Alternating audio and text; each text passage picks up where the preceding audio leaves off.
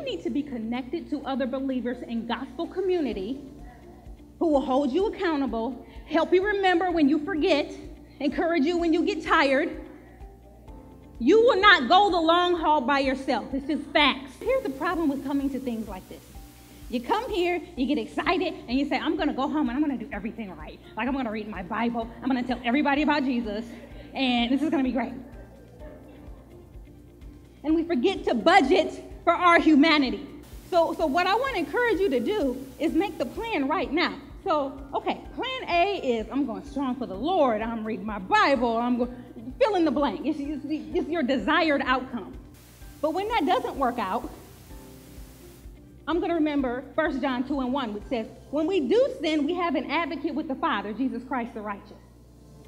Or Hebrews chapter 4, verses 15 and 16. It says we don't have a high priest who's unable to sympathize with our weaknesses. He says we can come to his throne and receive the mercy and the grace that we need. So when I'm not doing plan A, I'm not falling into guilt and shame anymore. I'm not falling into isolation anymore. I'm not falling into discouragement anymore. I'm working my plan B, which is I go to the Father. I confess quickly. I might fail, but I fail forward. I fell into the arms of Jesus. I fell into the throne room of God. Release it is where you clear out every single piece of trash that you can possibly find and you replace it with truth. It is where you develop an action plan to overcome your struggle. Now, let me be clear. Release it is not an attempt to try harder to do better. We've done that, right? And we see where it got us. Instead, release it means to stop trying altogether. Instead of relying on your own effort, you will allow the Holy Spirit to work through you to obey God's commands. When you release it, you offer back to God what he's shown you and trust in his power for your victory. See, when you release it, you replace trash with truth. Here, like this. Let me show you. I am not an outcast. I am the beloved daughter of God. I have found belonging in his house. I am not powerless. I am empowered by the same Spirit that rose Christ from the dead. I am not a victim. I am an overcomer. I am more than a conqueror. I am not unfavored. I'm like Mary for what God has called me to do. I am his first choice. You see, when you release it, you just get sick and tired of everything. And you just take all your trash and your whole life. And you look.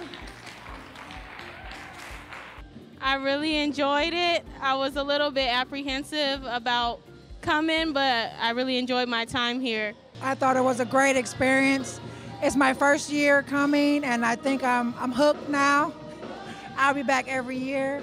I think it was great for not only women to gather in the presence of God, but for us to be there and encourage each other and learn how to deal with everyday struggles in life. I feel like I have a plan. I definitely plan on working on the steps that our speaker spoke to us about. So trying to get past some of the negatives that are in my life and look forward to God blessing me with whatever positives he has in store for me. Breakthrough means to me to get through hardships in life, to get through obstacles, to climb, to get better, to grow, to learn. I do feel a whole lot better after coming here, and I do feel like I have a plan and something to look forward to in life, and I wasn't exactly feeling that way before I got here. A breakthrough is, to me, is overcoming an obstacle that the devil has put in front of you and letting God come in and the Holy Spirit take over, and you get through that obstacle with God's help. I definitely would recommend gathering to other women.